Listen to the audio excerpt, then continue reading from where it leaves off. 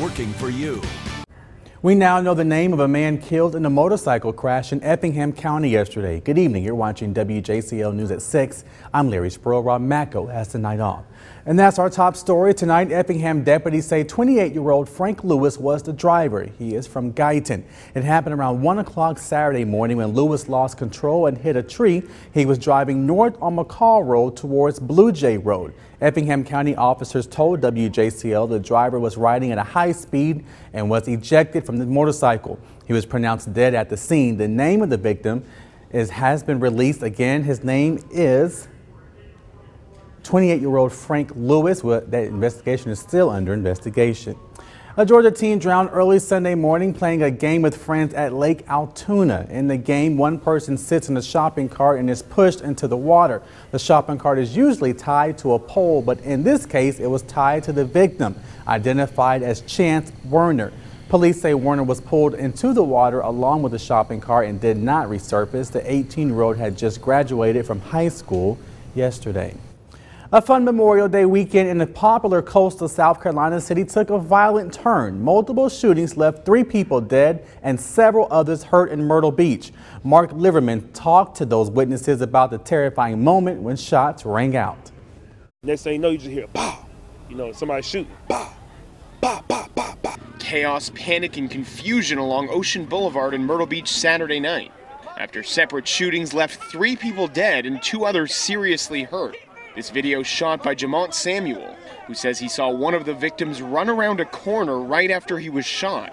The dude who got hit, you could see him it was just crazy. He ran around a corner, and I guess his adrenaline was pumping, and you can see where he just, eventually fell and collapsed. Samuel says moments later he saw that same victim, gasping for air, breathing in what may have been his last breaths of life. And it was to the point where, he had a lot of blood everywhere, and he was just trying to breathe, and he was everybody's people all around him. And all this while hundreds of people ran away from where those shots were initially fired.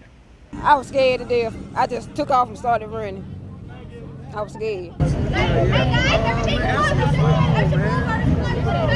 Most of Ocean Boulevard stayed shut down through the early hours of Sunday morning as police worked to find a suspect.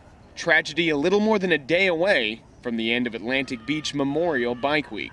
You always try to prepare for the unexpected. We've had shooting incidents before.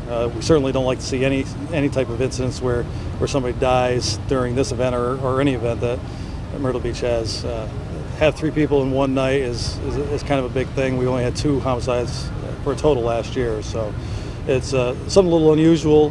We hope to put a lot of work into this and get this solved real quick. As of earlier this morning, police said no suspects were in custody. They do not believe the shootings are connected. Samara, it seemed like a total shift in the Pacific with the hurricane. It was a tropical storm yesterday, and all of a sudden now it's just out of nowhere. It became a Category 4, actually a record breaker. We're going to be talking about that tonight. You know what else we're going to be talking about, Larry? Memorial Day weather. That's what we want to know. Let's go and take a look right now at the current temperatures. 81 degrees in Savannah, 79 in Hilton Head. A little warmer as you move further inland. 85 degrees in Metter as well as Baxley and Reedsville.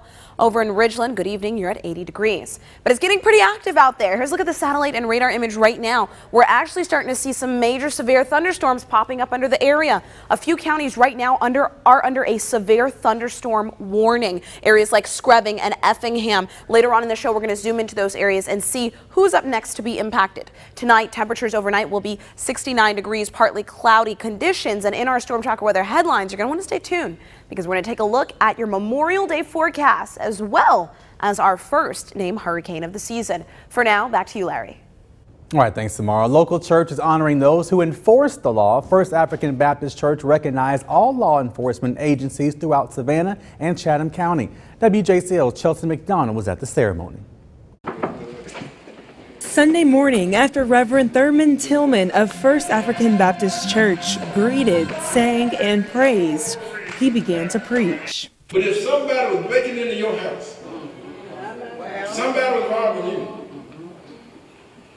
you would call the fire department. You're going to call police. You're going to call them because you expect them to do their job, to protect and serve. He wants law enforcement to know the community appreciates their work, but he also encourages the community to help. And part of that is for the community to step up and be able to tell when folk are doing things they should not be doing.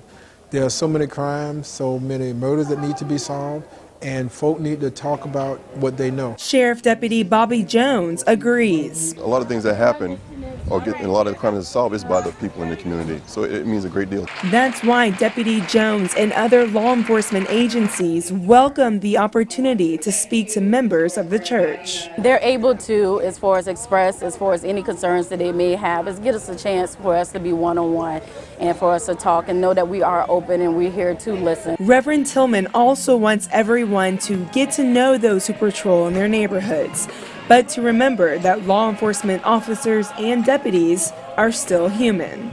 They won't get it all right all the time, but it's all we have. So let's encourage them to do a better job and then help them do a better job. Chelsea McDonald, WJCL News, working for you. Another wish is granted in coastal Georgia. WJCL's cameras were there for the wish revealing in Pooler this afternoon for the Simpson family. Our own Brandon Lavonia joins us live after spending a special afternoon with the family. Brandon, this is a great idea, great story. How things turn out? These stories are amazing. That's why we love doing this job so much for things like this. You know, the Simpson family has been through a lot these last 6 years, though. You know, they have 3 children, which is a handful enough. Now their middle child, Braden, has had heart issues since the day he was born. We were there as 6-year-old Braden Simpson blew out his birthday candles. Now, just 2 days after being born, doctors discovered Braden had a heart murmur, discovered he had a hole in his heart. He's undergone several surgeries to help fight the narrowing of his pulmonary and aortic valves. Doctors have closed up the hole, trimmed back muscles in his heart to help relieve his valve issues. However, they ultimately had to place a pacemaker in Braden because he had a total heart block. His dream is to take a Disney cruise and hang out with pirates. His parents, Rebecca and James, say they're just happy to be able to celebrate his 6th birthday. I mean, that's literally giving you a gift that you could never, ever even feel like you could ever say thank you enough, you know? And for them to give him, you know, this is just, it's phenomenal. Braden's first wish was to meet a dinosaur, but he's settled for Disney. And I'll have more on their story coming up on WJCL News at 10:30 tonight. And yeah, like I said, it's just beautiful to be able to be there with them. His birthday is actually not until next week, but it's the day they leave for the cruise, so it's actually even better for him. What a great birthday present. I'll settle for Disney. Pirates? A dinosaur would have been really cool, though. Right. You're right. Disney, I mean, Disney's not bad, though. No. All right, thanks, Brandon. Coming up next on WJCL News, some sharks are calling our local waters home. We'll explain how you can track them right here through your smartphone. And if you are traveling this weekend, you might want to pay attention. Brandon Lavonia tells you what to expect